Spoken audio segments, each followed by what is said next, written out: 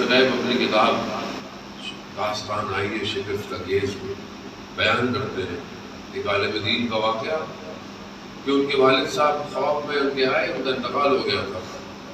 انہوں نے پوچھا، بہرحال حدیث طولانی ہے، میں داستان میں اس پہ نہیں جا رہا، صرف انہوں نے دیکھا کہ ان کے بابا کے ہونٹوں میں زخم تھے۔ کہا بابا آپ کے ہونٹوں میں زخم کیسے؟ کہا میں آپ کی والدہ کو کچھ الفاظوں سے پکارتا تھا جو کہ ان کو اچھے نہیں لگتے تھے، لیکن کیونکہ میں پڑھا تھا وہ کچھ نہیں کہتی تھی، کہ اس کی وجہ سے برزخ میں میرے ہونٹوں پہ نشان ہے اور قیامت تک ایسے ہی رہیں گے۔ بابا میں کچھ کر سکتا ہوں؟ تو اپنی والدہ کے پاس جا کر میری طرف سے ان سے معذرت کرو اور کہو کہ مجھے معاف کر دیں، ورنہ یہ نشان قیامت تک میرا پیچھا نہیں چھوڑے۔ اور ہم گھر میں کیسے ہوتے ہیں؟ باہر تو سب اچھے ہوتے ہیں، شیخ صاحب، علامہ صاحب، گھر میں جائیں آپ، انسان ساری عبادتوں کو برباد کر دیتا ہے، صرف نمک زیادہ کم ہو جائے۔ ہم خدا کو باہر ڈھونڈ رہے ہیں، چلے کاٹ لے، خانقاہوں میں چلے جائیں، پہاڑوں میں چلے جائیں، خدا گھر میں ہے بھائی۔ آپ خدا گھر میں ہے، گھر بہتر کر لو خدا تک پہنچ جاؤ، گھر کو راضی کر لو خدا تک پہنچ جاؤ۔ امام خمینی کا مشہور واقعہ کہ زوجہ نے سوپ لا کے دیا، انہوں نے چکھا، نمک کم تھا، انہوں نے کہا کہ اگر برا نہ مانے تو میرے لیے پانی لے آئے، اور امام خمینی پانی نہیں مانگتے، خود کرتے تھے سارا۔ تو وہ پانی لینے گئی، اتنا وقت تھا کہ نمک ایک پیالے میں ڈلتا، یا زوجہ یاد نہیں، انہوں نے اپنی زوجہ کے پیالے میں سوپ کے نمک ڈالا تاکہ ان کو نہ پتہ چلے کہ کھانے میں نمک کم ہے۔ لیڈر ایسے نہیں مانگتا،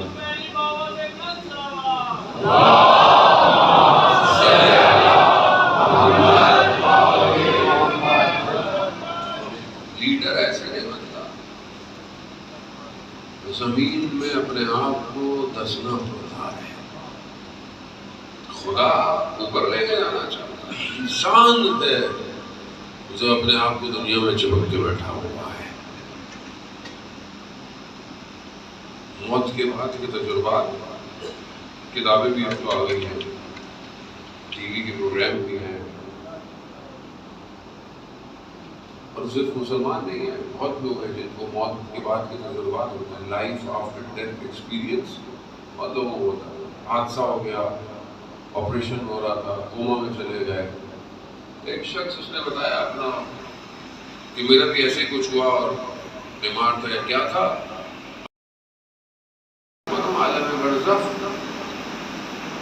عالم برزخ الگ نہیں ہے، کہیں اور نہیں ہے، عالم برزخ اسی کے ساتھ ہے، پیرالل ہے، ساتھ ساتھ ہے، ہر شخص کی برزخ اس کے ساتھ چل رہی ہے۔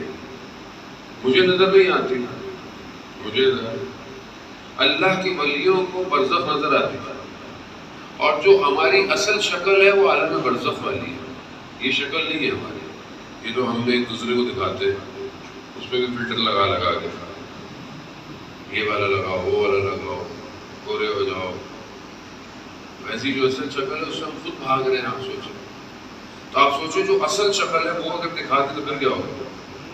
اور وہ انسان کے عمل کی وجہ سے، جیسا عمل اس کا برزخ اس کے ساتھ ساتھ چل رہا ہے۔ وہ کہتا ہے کہ میں مر گیا اور میں نے اپنے آپ کو عالم برزخ میں، عالم برزخ میں دیکھا، دور ایک میز لگی ہوئی ہے، کچھ لوگ بیٹھے ہوئے، میں سمجھ گیا حساب کتاب شروع ہو گیا۔ میں جیسے ہی قریب گیا تو مجھے نا ان چند لوگوں میں سے ایک شخص اٹھ کے آیا اور میرے پاس آیا۔ جب وہ بتا رہا تھا تو اس کی حالت خراب ہو رہی تھی، اس نے کہا کہ وہ میرے قریب آیا، کہہ رہا اس کی شکل اتنی بھیانک تھی کہ دنیا کے بھیڑیے خوبصورت ہیں اتنا خوفناک اس کا چہرہ تھا، اور اس نے میری نگاہوں میں نگاہیں ڈالی اور اس نے صرف مجھے ایک ہی بات کہی، بس اس نے میری زوجہ کا نام لیا اور کہا تم اسے برے لفظوں سے کیوں پکارتے ہو؟ بس برزخ خطرناک. وہ انسان باہر سے آیا ہوا ہے، تھکا ہوا ہے، مشکلات، غصے، پریشانیاں ہیں.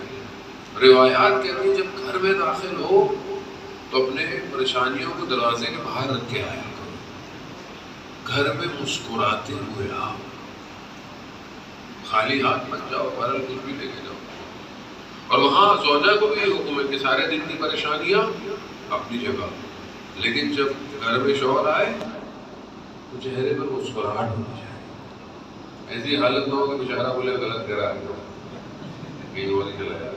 ہمارے گھر حالت نہیں، ابھی شوہر گھر سے نکلتا نہیں ہے، بیچارے کو فون کالیں آنا شروع ہو گئی،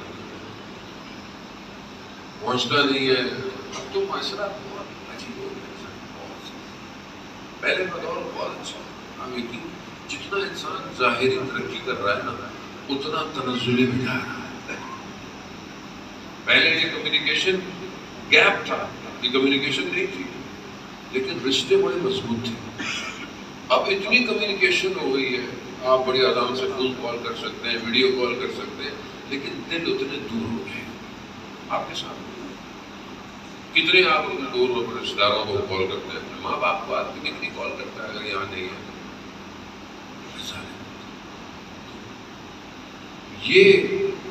یہی چیز انسان کو توڑ رہی ہے.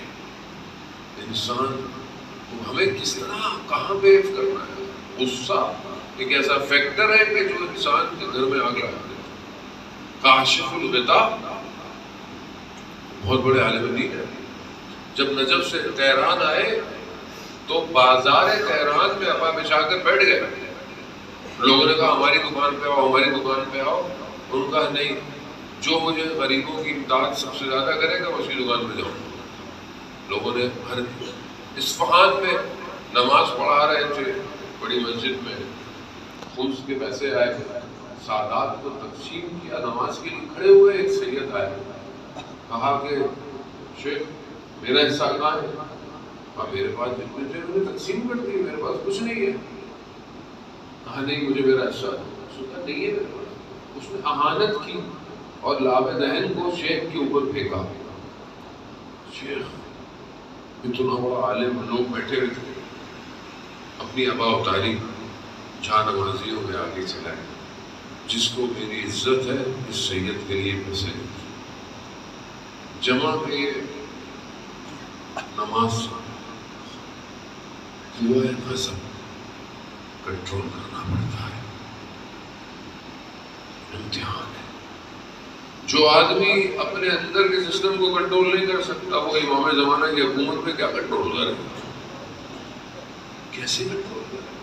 جس کو یہی سسٹم روٹیٹ نہیں ہو رہا، ٹیمپریچر ہے نا، اندر اوپر چلا جاتا ہے نیچے جاتا ہے، اس کو آپ کو ایڈجسٹ کرنا ہے.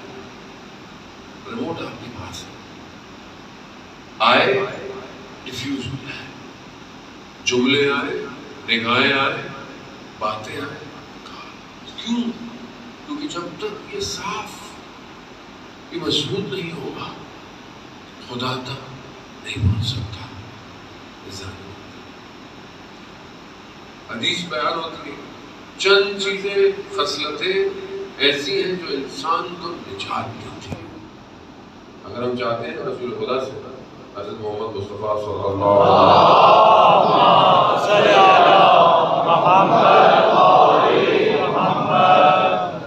رسول خدا کی چند خصلتیں، کوالٹیز انسان کے اندر ہونی چاہیے، یہ انسان کو نجات دیتی ہے.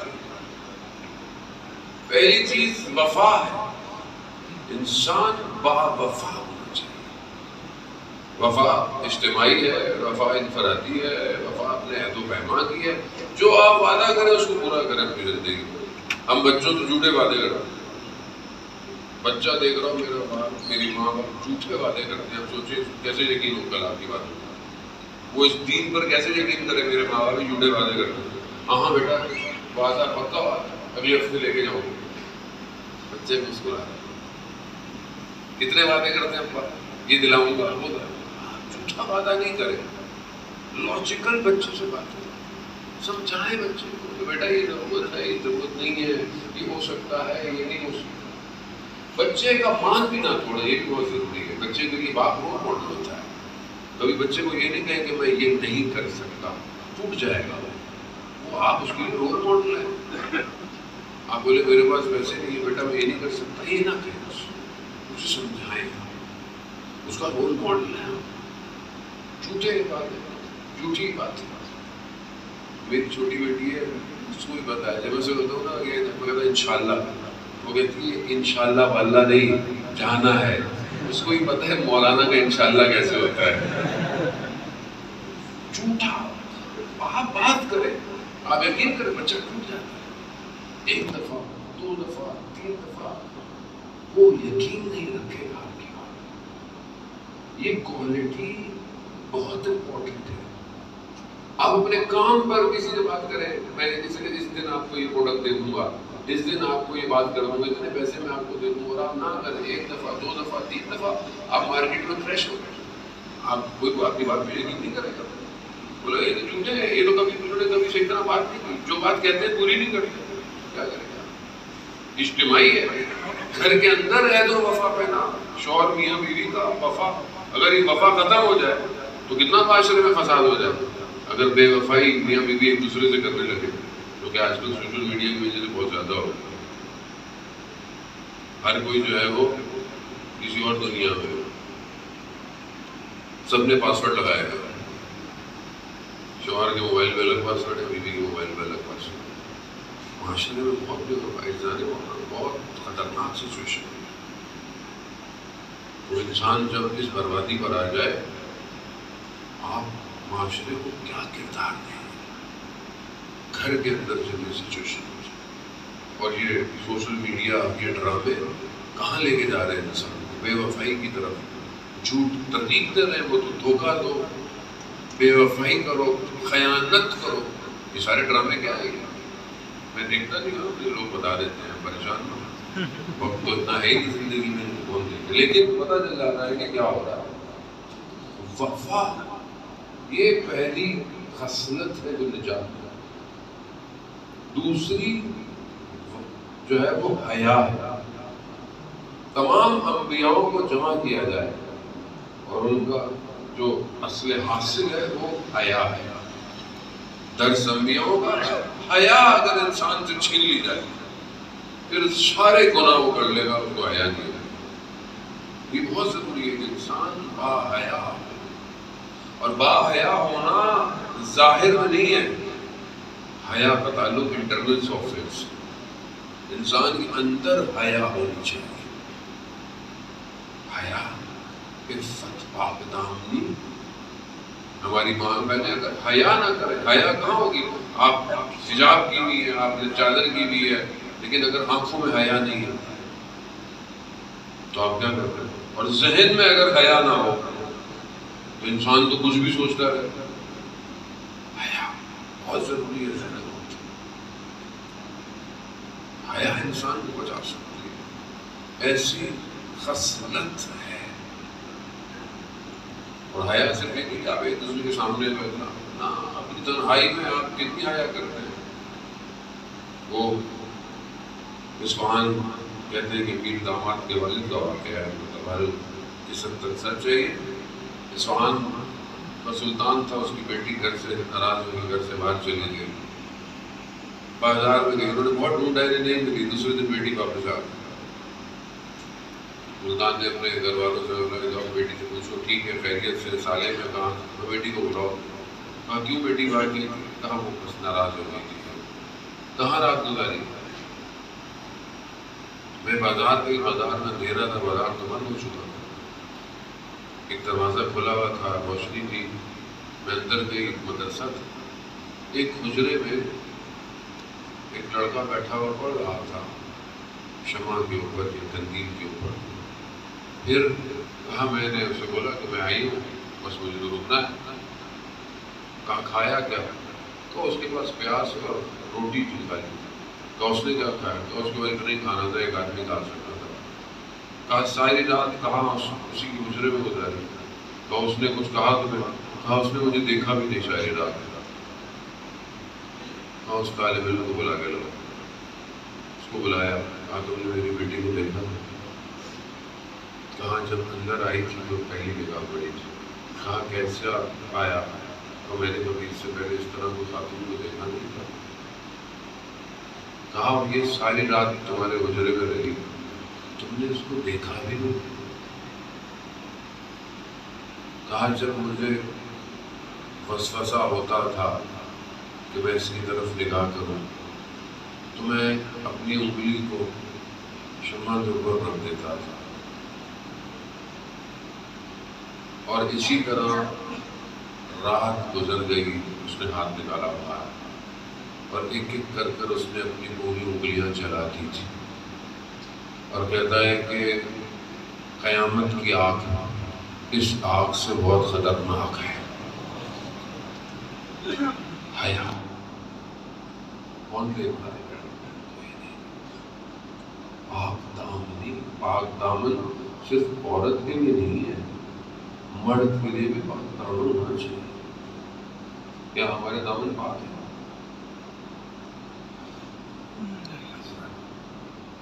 خصلت پیدا کرنی پڑتی ہے۔ تیسری خصلت تدبیر ہے، پلاننگ ہے۔ میں بہت تیزی سے کرتا ہوں، ہمارا لاگے بڑا تدبیر ہے، پلاننگ کرنا۔ یہ ایسی خوبی ہے جو انسان کو نجات دیتی ہے۔ کیسی پلاننگ؟ لمبی لمبی آرزو ہے نہیں، انسان اپنی زندگی میں خود تھوڑے سے ہدف کو سامنے رکھے، چیزوں کو سامنے رکھے۔ 6 مہینے کے ٹارگٹ کو جسے کمپنی کرتی ہے، انسان اپنی زندگی کے ٹارگٹ بنائے۔ عبادت کے، مولانا صاحب عبادت کیسے کریں، مولانا صاحب معرفت حاصل کیسے کریں، امام کے قریب کیسے جائیں؟ بھائی تو محنت کرو گے تو جاؤ گے۔ وہ کیا محنت کریں؟ وہ اپنی عبادتوں کو بہتر کرو۔ کیسے کریں؟ وہ کچھ کتابیں پڑھو، نماز پہ کتاب پڑھو، آداب پہ کتاب پڑھو، امامت پہ کتاب پڑھو، کچھ اپنے وجود میں دیکھو، چیزیں بری ہیں ان کو نکالنے کے لیے پلاننگ کرو۔ کمزور ہو، ضعیف ہو تو ایکسرسائز کرو، ورزش کرو۔ ذہن اگر برے خیالات کو لیتا ہے تو اپنے ذہن کو دوسری چیزوں میں انوالو کرو، پلاننگ کرو۔ جس چیز سے روز ڈس کھا رہے ہو، ڈسے جا رہے ہو، نقصان کر رہے ہو، گناہ ہو رہا ہے، اس کو چھوڑ دو۔ اگر کوئی انٹرنیٹ کی اپلیکیشن نقصان دے رہی ہے، روز گناہ کرا رہی ہے، تو بھائی ڈیلیٹ کر دو اس کو موبائل سے، نہ دیکھو۔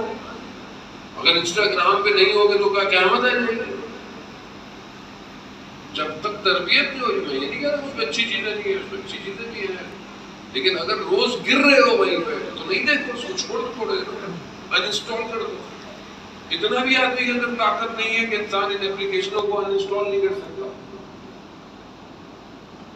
یا اپنے آپ کو ریبوٹ کر لو، سمجھ لو، ریفریش ہو جاؤ، سافٹ ویئر نیا انسٹال کر لو، اسے موبائل بھیجتا ہے سیکیورٹی چینجز۔ اپنے آپ کو صحیح کرو، تدبیر کرو، پلاننگ کرو۔ پلاننگ کے بغیر کیسے امام تک پہنچو گے؟ کون پہنچائے گا امام تک؟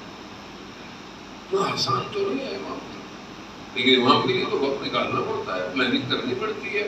رشت واقعہ، جوان 8 جوان تھے، آیت اللہ شمس الدین کہتے ہیں کہ ہر ہفتے میں ایک دن پہاڑوں پہ چلے جاتے تھے اور دعائے توسل، دعائے خطبہ اور امام کو یاد کرتے تھے، اور پھر اس میں سے کوئی کچھ کھانے کی چیزیں لاتا تھا، اور کئی عرصے سے یہ ان کی زندگی میں روٹین تھا امام کی خاطر۔ ایک دن گئے، دیکھا کہ جوان، ایک عربی جوان آیا، اس نے بولا کہ میں پڑھوں، پڑھیے۔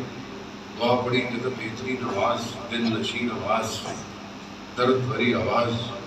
پھر اس نے کہا کہ میں آج کچھ کھلاؤں، تو اپنی ابا سے کچھ کھانے کی چیزیں دی۔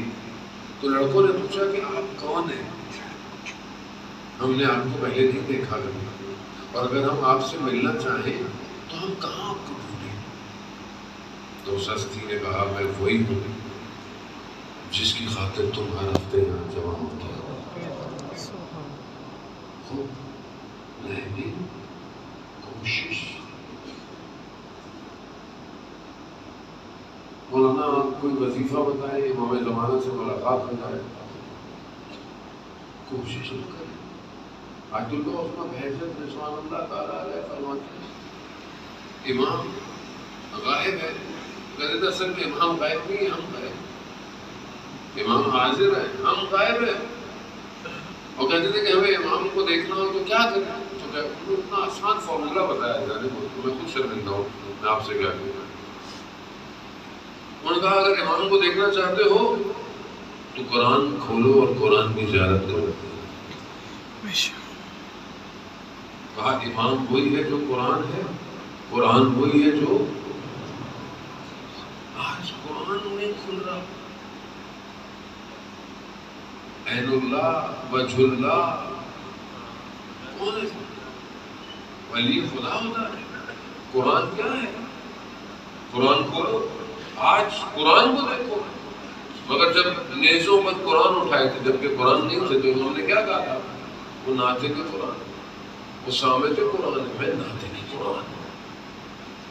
آج قرآن ہماری زندگی میں ہے تو پلاننگ کرے, تدبیر کرے. قرآن کیسے پڑھے, قرآن کس طرح پڑھے. کتنی دفعہ ہم نے قرآن ترجمے کے ساتھ پڑھا. قرآن سب ٹائم ہی نہیں ہے زندگی میں. نہ صرف فیس بک اسٹیٹس, واٹس ایپ کے اسٹیٹس دیکھنے سے فرصت ملے تو قرآن پڑھے. 3 منٹ ڈیلی قرآن ترجمے کے ساتھ پڑھے آپ نے. 1 سال سے پہلے قرآن ختم ہو جاتا ہے.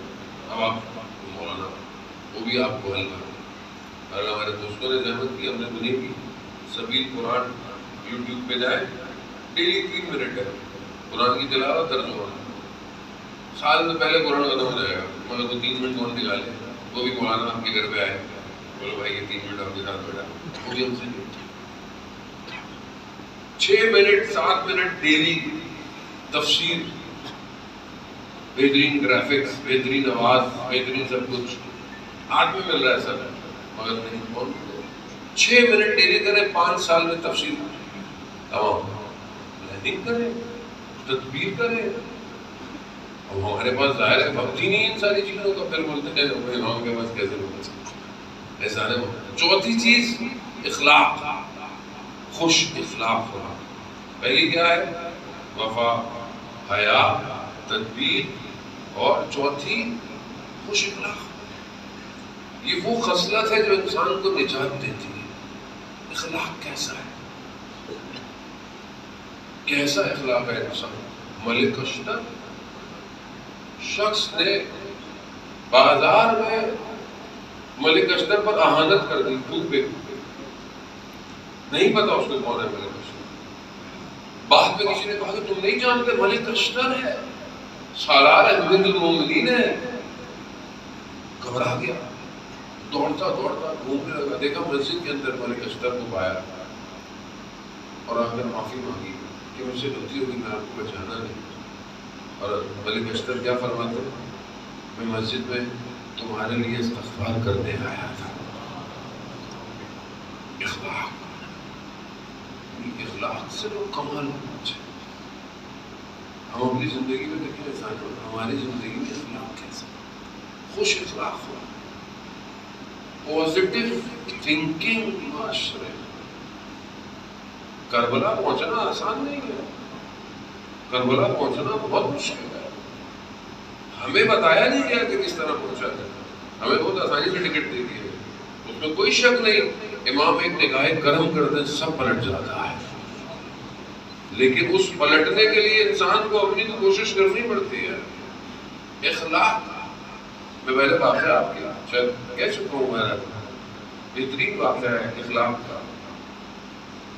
اخلاق پر کتاب ہے اردو کے اندر, اس کتاب کا نام ہے معراج السادہ.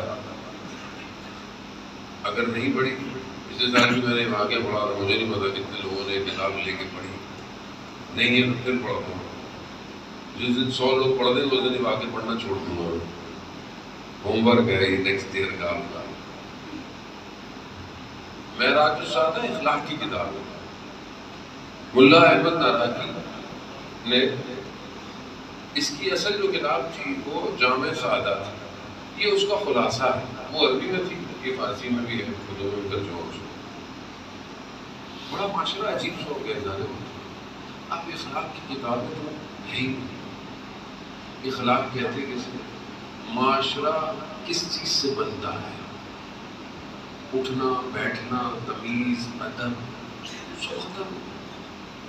آداب، ہمارے مرشد کے بعد ہم جاتے تھے تو ان کی تو باری لگائی گئی ایک پرچی، اس پہ بادب بانصیب بے ادب بے نصیب، یعنی ادب یعنی اخلاق، بڑوں کا ادب ہونا، بڑوں کا اخلاق ہونا، کیسے بیٹھنا ہے، کیسے اٹھنا ہے، کھڑے ہو جاؤ، بیٹھ جاؤ، جگہ دے دو۔ یہ چیز انٹرنل فارمیشن ہے سوسائٹی کی، اور جب تک یہ انٹرنل سافٹ ویئر اپڈیٹ نہیں ہوگا، امام کدھر آئیں گے؟ معاشرہ کیسے چلے گا؟ جب امام آئیں گے تو معاشرہ کیسا ہوگا؟ اخلاق پہ مبنی معاشرہ ہوگا۔ تو وہ کہتے ہیں کہ وہ ملا احمد ناراکی کے جو والد تھے، ملا مہدی ناراکی، انہوں نے یہ کتاب جب لکھی تو عربی میں لکھی، خود بھی پہلے نجف پڑھتے تھے وغیرہ آ گئے، تو کتاب جب بڑی دھوم تھی ان کی کہ بھائی کیا زبردست کتاب۔ جب یہ نجف پہنچے تو لوگ ان کو ملنے آئے کہ آپ کی کتاب بہت اچھی، بڑے بڑے علماء ملنے آئے، ایک عالم ملنے نہیں آیا ان سے۔ وہ کون نہیں آیا؟ مہدی بحر العلوم، وہ جن کو امام نے اپنے سینے سے لگا کر علم دیا تھا، وہ ملنے نہیں آئے۔ انہوں نے کہا میں خود جاتا ہوں۔ مولانا چھوڑیے، آپ کہاں جا رہے ہیں؟ کہا نہیں سید ہے۔ گئے، اپنا درس دے رہے تھے، وہ درس دے رہے تھے، درس ختم ہو گیا، اٹھ کے چلے گا، انہوں نے توجہ نہیں دیا اور یہ بھی اٹھ کے چلے گئے۔ تھوڑے دن گزرے، انہوں نے کہا میں پھر جاتا ہوں۔ لوگوں نے بولا بس کرتے ہیں، اپنے نفس کو کتنا نیچے لائیں گے؟ کہتے نہیں میں سید ہے، میں خود گئے، وہ پھر درس دے رہے، درس ختم ہو، وہ بھی اٹھ کے چلے گئے۔ یہ زیارتوں میں گئے، کربلا، سامرا، قائمین کر کے واپس نظر آئے، جانے سے پہلے انہوں نے کہا میں پھر جاتا ہوں۔ بس کرتے، کتنا آپ ان کی خدمت میں جائیں گے؟ نہیں۔ جیسی یہ خبر سید کو پتہ چلی کہ یہ آ رہے ہیں، سید ننگے پاؤں گلی کے کونے تک دوڑتے ہوئے آئے، ان کو لیا اور لے کر گئے، بیٹھے، پھر ان سے کہا کہ آپ مجھ سے پوچھیں گے نہیں کہ میں جب آپ کے پاس آیا کیوں نہیں، اور 2 دفعہ آپ آئے میں نے توجہ نہیں کی؟ کہا نہیں مجھے آپ بتائیے۔ کہا میں دیکھنا چاہتا تھا یہ جو اخلاق کی کتاب آپ نے لکھی ہے، وہ اخلاق آپ میں پایا جاتا ہے یا نہیں پایا جاتا؟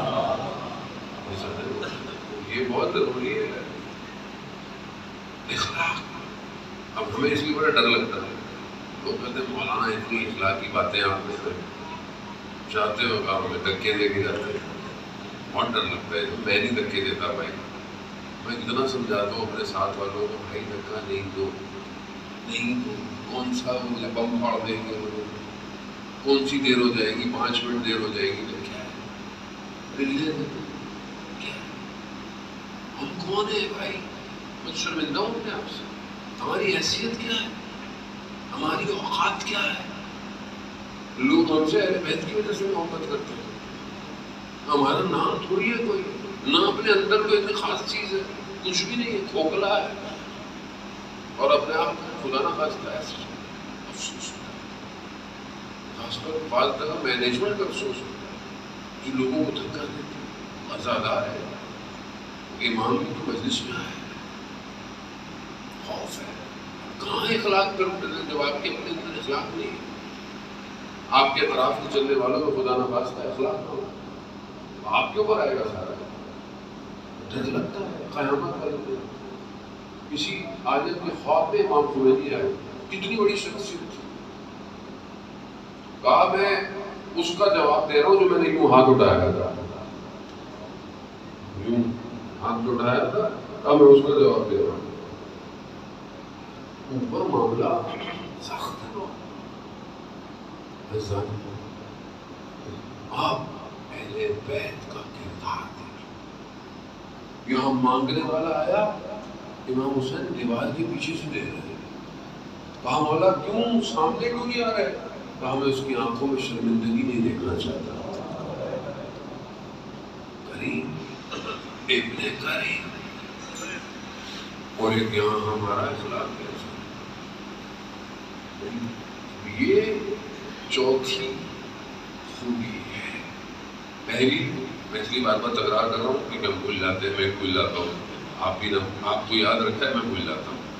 ایک جگہ میں بھی مجلس پڑھنے گیا, بریکٹ آن, میں نے کہا کہ پتہ نہیں حضرت سلیمان 3 چیزیں اللہ سے کہیں, ایک پڑھی, 2 پڑھی, تیسری یاد ہی نہ بولے. انسان ہے. اتر گیا نیچے, کھانے میں گیا تو ایک بچہ بھی مجلس میں جن کے گھر میں تھا, تو کہتے ہیں یہ مولانا کو جب یاد نہیں رہتا تو مجلس میں ہوتے کیا ہے. انسان بچہ اور سے سن رہا تھا. اس لیے میں پہلی چیز, دوسری, تیسری, چوتھی, پانچویں ان سب کی ماں ہے. یہ ساری چیزیں اس 5ویں خصلت میں جمع ہوتی ہیں اور آپ سے نماز دعا. وہ ہے حریت, آزادی. یہ سب وہاں. اگر حریت ہے, اگر آزاد ہو تو اخلاق بھی اچھا ہے, تدبیریں بھی اچھی, وفا بھی ہے اور حیا بھی ہے. آزاد نہیں ہو اخلاق پہ.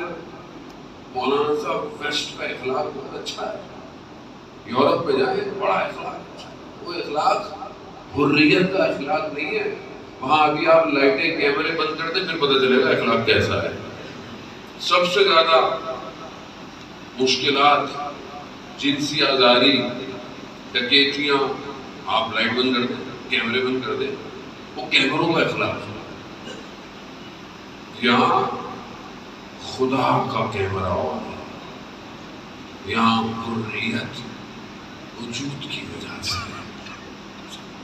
ہم بہت اپنے آپ کو دباتے ہیں کہ وہاں اسلام ہے, مسلمان نہیں ہے, آپ نے دیکھا ہی نہیں وہاں ہے کیا. لوگ سب برے نہیں ہیں, لوگ سسٹم حریت کا نہیں ہے. آزاد ہو جاؤ. سید الشہداء نے حضرت حر کے بدن پر جا کر کیا کہا تھا؟ کہا کہ تمہاری ماں نے کتنا اچھا تمہارا نام رکھا, حر یعنی آزاد. آزاد ہو جاؤ. ہم کیا آزادی کا درس ہے. آزادی کیسی ہے؟ آزاد ہو جاؤ, کچھ بھی کر لو, ہر چیز سے آزاد. امام عبد اللہ خامنہئی کہتے ہیں کہ آزادی یعنی اپنے آپ کو خدا کے حوالے کر دینا, یعنی خدا کو اپنے آپ کو دے دو اور باقی ہر چیز سے آزاد ہو جاؤ. اور جس کو خدا کا خوف ہو اسے کسی اور کا خوف نہیں ہوتا. تو ہم اپنی زندگی میں دیکھیں, ہم ذہنی طور پر غلام ہیں آزاد. ہمارا تو سسٹم ایسا ہے کہ ہم غلام پیدا کریں. ہمارا ایجوکیشن سسٹم, بچہ بچپن سے پڑھتا ہے, اسکول جاتا ہے, اس کو کیا ہے, اس کو نوکری کرنی ہے, اس کو یہ بننا ہے, اس کو یہ بننا ہے, اس کو یہ کبھی نہیں کہ میں انٹرپرینور بنوں, میں کبھی کوئی چیز انوینٹ کروں. انوینشن تو ہمارے معاشرے میں بہت ہی کچھ, یہاں چلا جاؤں, وہاں چلا جاؤں, برائٹ اسکالرشپ لے لوں, وہاں جا کے پڑھ لوں, یہاں جا کے پڑھ لوں, وہی پڑھ لوں. غلام غلام. پڑھنے کے بعد کہاں جاتا ہے؟ اتنا اچھا بچہ ہوتا ہے, ماں باپ میں, محلے میں, رشتے داروں میں, خاندان میں بہت اچھا بچہ ہے, یہاں پڑھ رہا ہے, اس یونیورسٹی پڑھ رہا ہے, اسکالرشپ پڑھی, پھر کہاں گیا زندگی میں کسی کو نہیں پتا, کیونکہ یہ سسٹم اس کو غلام بنا. پھر کسی کمپنی میں بیٹھا ہوا ڈائریکٹر ہوگا, سی ای او ہوگا, دنیا کو پتہ بھی نہیں ہوگا, یا وہی باہر بیٹھا ہوا وہی جاب کر رہا ہوگا. کیا ہو گیا؟ آزاد تھا, انٹیلیجنٹ تھا, کہاں گیا؟ غلام بن گیا. کریڈٹ کارڈز, ڈیبٹ کارڈز, کسی کی قسطیں لیتا رہتا ہے, ساری زندگی اس سسٹم میں غلام رہتا ہے. غلام آزاد نہیں بنا. ہمارا ایجوکیشن سسٹم آزاد نہیں رہتا. آزاد ہونا چاہیے. آزادی کی کتنی تحریکیں پڑھائی جاتی ہیں, کتنی ریولیوشن پڑھائی جاتی ہے, کتنی جو ہے وہ ہمیں بتایا جاتا ہے کہ رونیسانس میں کیا ہوا, 16 سینچری میں کیا ہوا, جیسے 18ویں صدی میں ورلڈ وار 1 کیسے ہوئی؟ میڈیا کا کردار کتنا تھا؟ ورلڈ وار 2 کیسے ہوا؟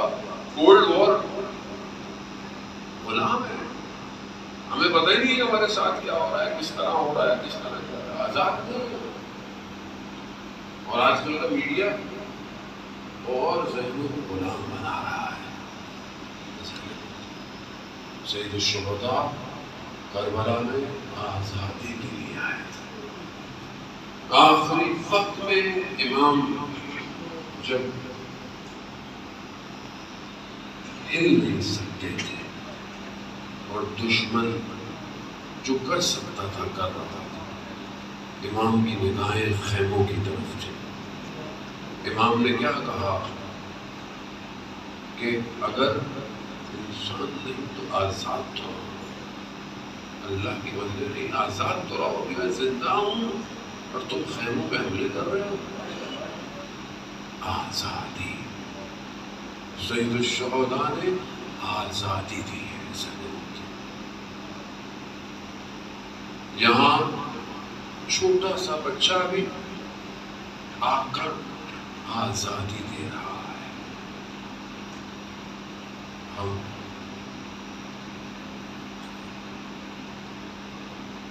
امام حسین ایک کردار دیکھ کر لائے۔ کیوں؟ کیونکہ ہر کردار میں آزادی دینی تھی۔ چھوٹا سا بچہ ہے 6 مہینے کا، لیکن جدید وقت کا نقاب کھینچ رہا ہے۔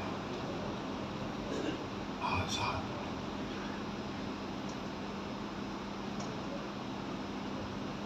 آج مرزوق تہران نہیں آتے تھے، وہ عراق میں ہی رہتے تھے اور عزاداری کو بہترین طریقے سے لوگوں نے بہت کہا کہ آپ تہران چلے جائیں، مگر جب خواب میں امام حسین آئے، کہا کہ آج مرزوق تہران جاؤ اور آزادی کو ایسے ہی قائم کرو جیسے یہاں کرتے ہو۔ آخری عمر میں مریض ہو گئے، بیمار ہو گئے۔ حسین جگتا کہتے ہیں کہ میں ان سے ملنے گیا، مجھے انہوں نے واقعہ بتایا کہ چند دن پہلے مجھے شدید بخار تھا اور بخار کی وجہ سے میرا گلا خشک ہوا تو مجھے پانی کی طلب ہوئی۔ میری 3 بیٹیاں ہیں، فاطمہ، راضیہ اور مرضیہ۔ میں نے ایک ایک کر کر اپنی بیٹیوں کو بلایا۔ میں نے پہلے کہا فاطمہ بیٹا پانی چاہیے۔ میں نے دیکھا کہ نقاب پوش خاتون تشریف لائی۔ میں نے پھر کہا راضیہ، خاتون آگے بڑھی۔ میں نے کہا مرضیہ، خاتون نے کہا آج مرزوق ہم آ گئے ہیں۔ کہا بی بی میں جانتا ہوں مگر میں ادب اور احترام میں آپ سے پانی نہیں مانگ سکتا۔ بی بی فرماتی ہیں آج مرزوق تم نے ہمارے بیٹے کی نوکری کی ہے ساری زندگی، اگر ہم تمہارے کوئی کام آ جائے پیاس لگی ہے۔ کہا بی بی نے چادر سے گلاس نکالا، مجھے پانی پلایا۔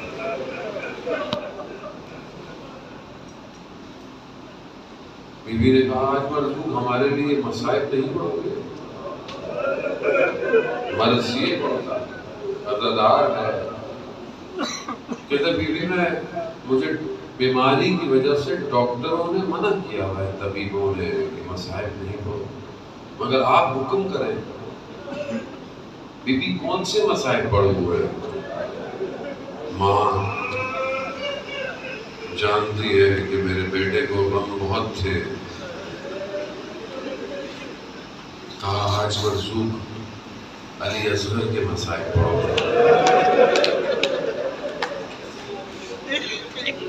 عزاداروں نے بولا کچھ مائیں ایسی ہیں جو فہموں سے دیکھتی رہی ہے اپنے بچوں کو قربان ہوتے ہیں۔ یہاں حلم ناصر کی صدا، یہاں خیموں میں کورام مچ گیا۔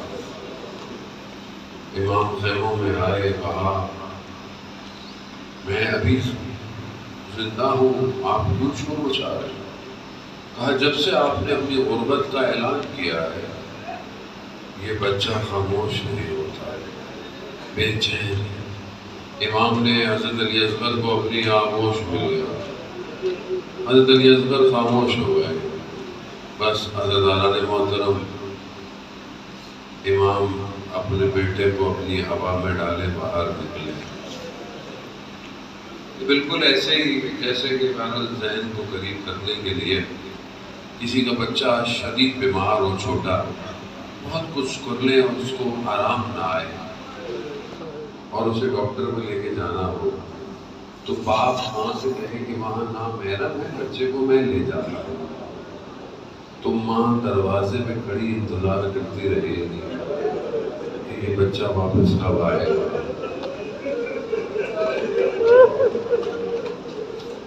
پانی لینے، پانی پلانے گئے، اونچائی پہ کھڑے ہوئے۔ عالم دین کہتے ہیں کہ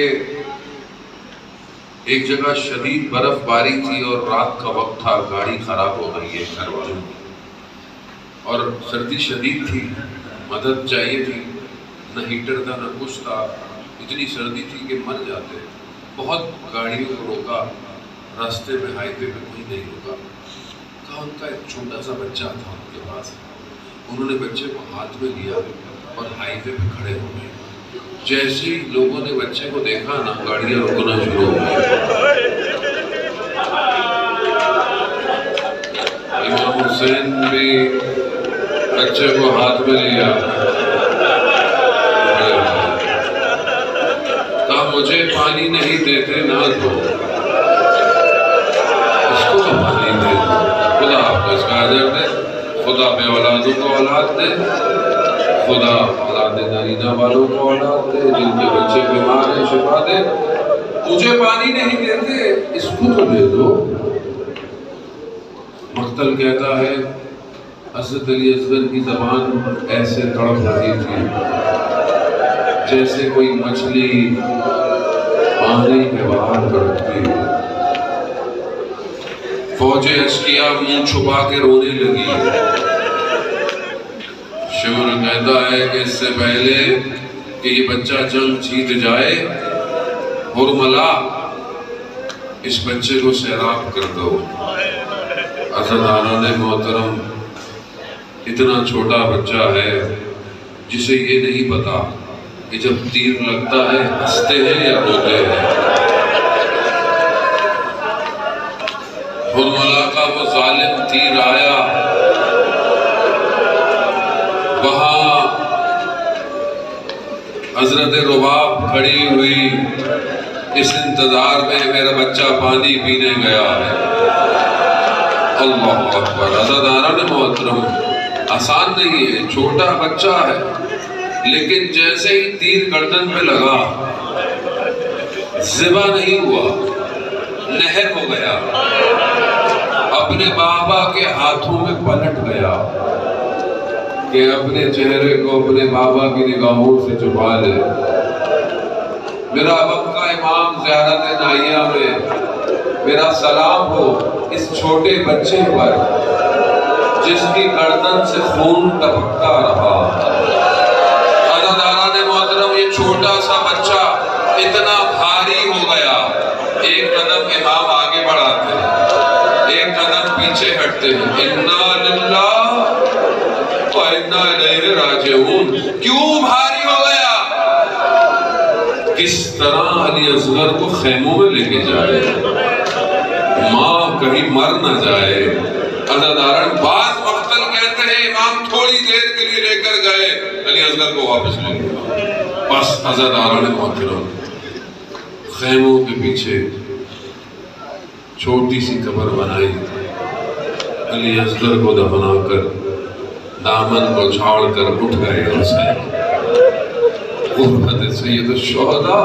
حضرت اعلیٰ محترم یہ پہلی شہادت ہے علی اصغر کی۔ روز عاشور گزر گئی،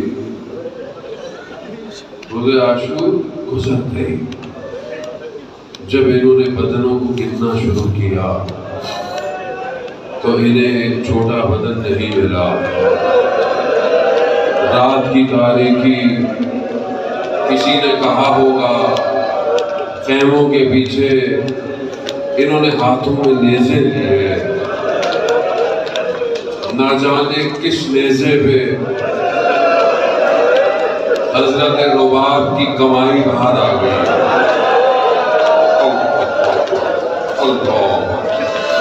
حضرت محترم یہ دوسری شہادت ہے، تیسری شہادت نہیں پتا، بس تصور بھی محال ہے کہ یہ چھوٹی سی گردن یہ کس طرح تن سے جدا ہوئی ہوگی، نہ جانے کس طرح نیزے پہ آئی ہوگی. ارے وہ ایک بہن جب بھی پانی دیکھتی تھی یہی کہتی تھی بھائی علی اصغر پانی آ گیا.